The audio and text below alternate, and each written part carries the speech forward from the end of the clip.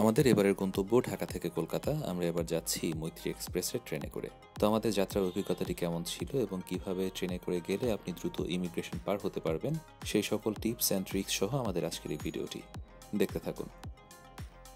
ট্রেনের টিকিট কাটতে হবে কমলাপুর অথবা চট্টগ্রাম থেকে। আমরা যাত্রা শুরুর 4 দিন আগে ট্রেনের টিকিট কাটি, তবে ভাগ্য ভালো থাকলে আপনি যাবার আগের দিনও টিকিট পেতে পারেন। তবে সতর্কতার খাতিরে 2-1 দিন আগে টিকিটটা কেটে রাখা ভালো।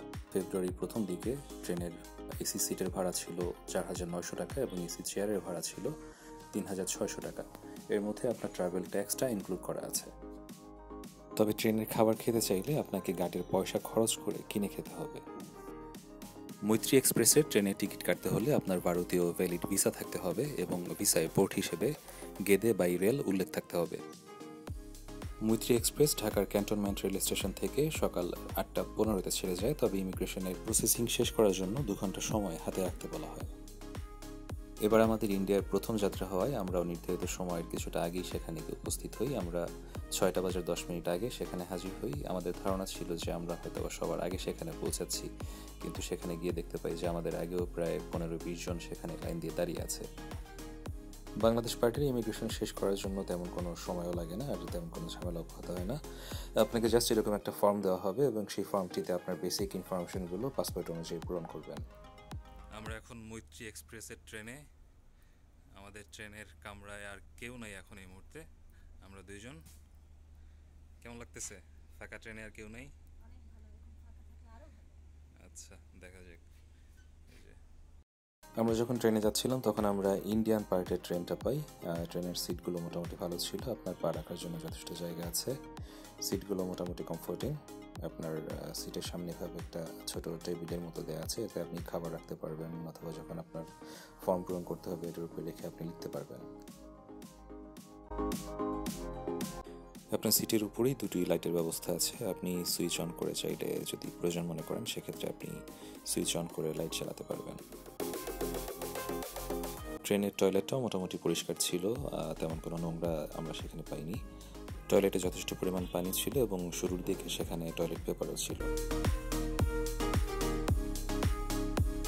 বাইরে থেকে পুরো ট্রেনের দৃশ্য। প্রথম দিকে যে বগিগুলো ছিল এখানে আপনার এসি চেয়ারগুলো রয়েছে এবং পিছনের দিকে রয়েছে আপনার এসি সিটগুলো। ইমিগ্রেশন শেষ করে আমরা সবার আগে ট্রেনে উঠি, তো তখন যেমন কামরাটা ফাঁকা ছিল, এরপরে আস্তে আস্তে অন্যরাও আসতে শুরু করে।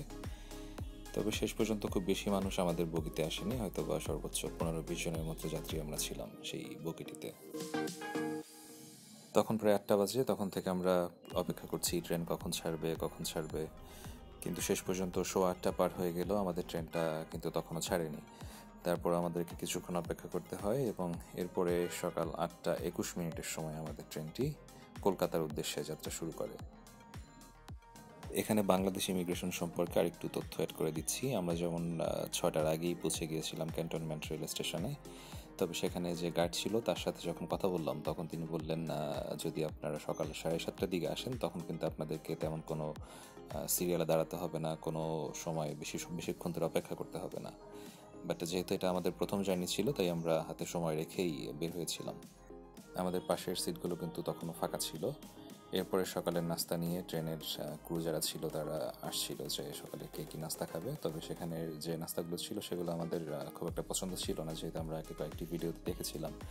তাই আমরা বাসা থেকেই সকালের নাস্তা এবং দুপুরের খাবার নিয়ে গিয়েছিলাম, তাই ওদের কাছ থেকে আমরা কোনো খাবার নিইনি। আমি বলতে যে 5 মিনিট লেট করে ছাড়লো, ভালো কথা। ওইখান থেকে ছাড়ার পরে একটা ক্রসিং হলো, ওটাও ভালো কথা। এখন আবার এয়ারপোর্ট আসা কেন দাঁড়াবে?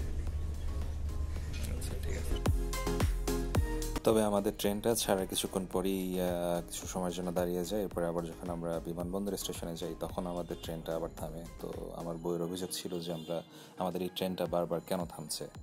আর এই যে আপনারা দেখছেন আমরা বাসা থেকে যে নাস্তা নিয়ে গেছিলাম সেটা বউ সুন্দর মতো রান্না করে নিয়ে গেছিলো এবং আমরা মজা করে খাচ্ছিলাম।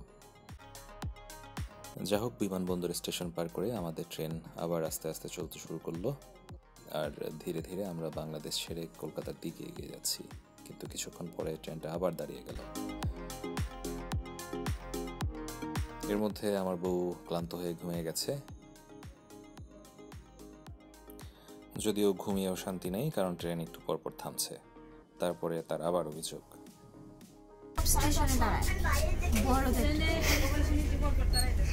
ও কেন দাঁড়াবে ওর যেতেছে ও কেন স্টেশনে দাঁড়াবে ওর কোনো প্রয়োজন আছে স্টেশনে দাঁড়ানোর। এরপরে আবার ট্রেন চলে, চারপাশে সবুজ প্রকৃতি, কিন্তু ট্রেনের যে গতি তাতে মনে হচ্ছিল যে আমাদের কলকাতা গিয়ে পৌঁছতেই হয়তো বা সন্ধ্যা হয়ে যাবে। যাই হোক, এরপরে আমরা একটা সময় বঙ্গবন্ধু সেতু পর্যন্ত পৌঁছে গেলাম, কিন্তু সেখানে ট্রেনটা খুব আস্তে যাচ্ছিল। ট্রেনের গতি কম বেশি হতেই পারে, কিন্তু প্রায় প্রত্যেকটা স্টেশনে দাঁড়ানো, তারপরে 2-1 মিনিট করে অপেক্ষা করে, এটা আমাদের কাছে একটু বোরিং লাগছিল। শুধুমাত্র আমাদের কাছে না, ট্রেনের অন্যান্য যাত্রী যারা ছিল তারা অভিযোগ করছিল আসলে ট্রেনটা প্রতিটা স্টেশনে কেন দাঁড়াচ্ছে।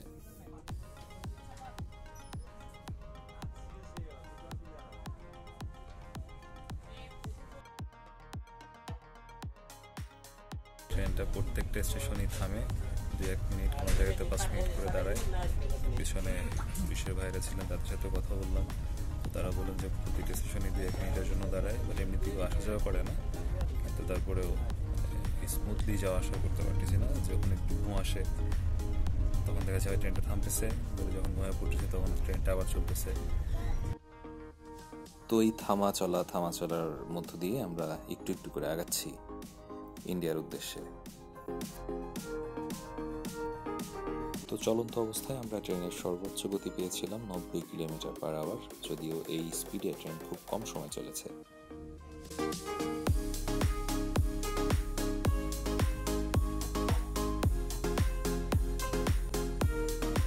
এরপরে আমরা আস্তে আস্তে চলে আসি দর্শনা রেল স্টেশনে।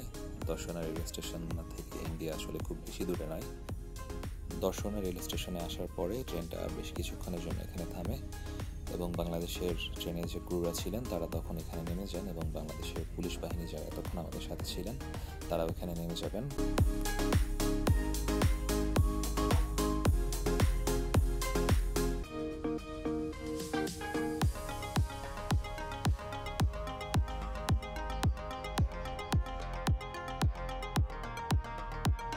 আর এখন যে ইঞ্জিনটা দেখতে পাচ্ছেন, এই ইঞ্জিনটা এখন ট্রেনে লাগানো হবে, আর আমাদের পরবর্তী যাত্রায় যে পথটুকু বাকি আছে সেটুকু আমরা এই নতুন ইঞ্জিনের উপর ভর করে যাব। এর মধ্যে দর্শন স্টেশনে আসার পরে যারা লাঞ্চের অর্ডার করেছিল তাদের লাঞ্চ চলে এসেছে। তো আমরা যেহেতু আমাদের বাসা থেকে খাবার নিয়ে এসেছিলাম, আমরা সেটি দুপুরে খেয়েছি। এখন দেখতে পাচ্ছেন খুব সুন্দর একটি রাস্তা।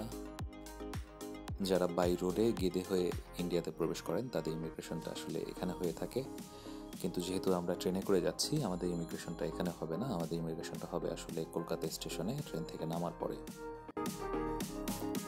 আমরা কিন্তু অলরেডি ইন্ডিয়াতে প্রবেশ করেছি। তো ইন্ডিয়াতে প্রবেশ করার পরেই আমরা সেখানে একটা দাঁড়িয়ে থাকা ট্রেন দেখতে পাই, বেশ বড় সুন্দর একটি ট্রেন। তো এই ট্রেনের পাশ দিয়ে আমাদের ট্রেনটি চলে যাচ্ছিল। ইতোমধ্যে আমরা কিন্তু মোবাইল সংযোগের বাইরে চলে এসেছি। আমার গ্রামীণ ফোনের নেটওয়ার্ক কিন্তু এখন আর কাজ করছে না। ইন্ডিয়ার ভেতরে প্রবেশের পরে এই অংশটাতে আমরা আসলে যেমন গাছপালা দেখছিলাম সেগুলো আমাদের খুবই পরিচিত। ভূপ্রকৃতিগত তেমন কোনো বৈচিত্র্য কিন্তু এখানে চোখে পড়ে না।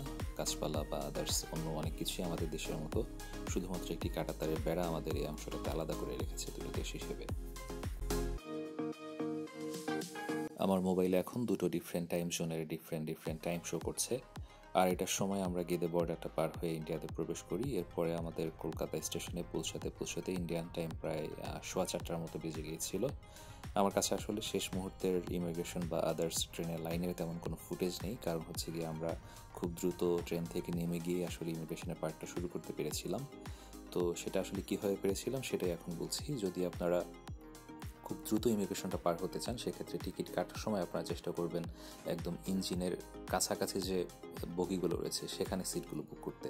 যদি আপনারা সেটা করতে পারেন তাহলে আপনাদের ইমিগ্রেশনটা খুব দ্রুত পার হবে। আমরা সিট পেয়েছিলাম সি বগিতে, 33 এবং 34 নাম্বার সিটটি ছিল আমাদের। ট্রেন থেকে নামার আগে আপনার কাছে এরকম একটি ফর্ম চলে আসবে, এখানে আপনার বেসিক কিছু ইনফরমেশন দিতে হবে। আপনার কোথায় যাবেন এই অ্যাড্রেস হিসেবে আপনি চাইলে হোটেল বা আপনার যদি হসপিটালে ট্রিটমেন্ট হয় সেখানে আপনি হসপিটালে অ্যাড্রেস দিতে পারেন। ইমিগ্রেশন পার্ট শেষ করতে আমাদের আসলে তেমন কোনো ঝামেলা হয়নি, যেহেতু আমরা প্রথমবার যাচ্ছিলাম। আমাদেরকে জাস্ট সামান্য কিছু প্রশ্ন করে আমাদের ইমিগ্রেশন পার্টটা তার কমপ্লিট করে দিয়েছিল। তো ইমিগ্রেশন পার্ট শেষ করে আমরা স্টেশন থেকে একটু সামনে গিয়ে প্রিপেইড ট্যাক্সি স্ট্যান্ড যেটা আছে সেটাতে চলে যাই, কারণ আমরা যাচ্ছিলাম মূলত নিউ মার্কেট এরিয়ায়। অন্যান্য ট্যাক্সি ড্রাইভাররা তারা আসলে 450-500 রুপির মতো করে চাচ্ছিল, বাট প্রিপেইড ট্যাক্সি স্ট্যান্ড থেকে আমরা মাত্র 250 রুপি দিয়ে নিউ মার্কেট এরিয়াতে চলে আসি। এতক্ষণ আমাদের সাথে থাকার জন্য ধন্যবাদ। আমাদের প্রথমবারের মতো ইন্ডিয়া ভ্রমণ নিয়ে পরবর্তী যে ভিডিওগুলো রয়েছে সেগুলো দেখার আমন্ত্রণ রইল।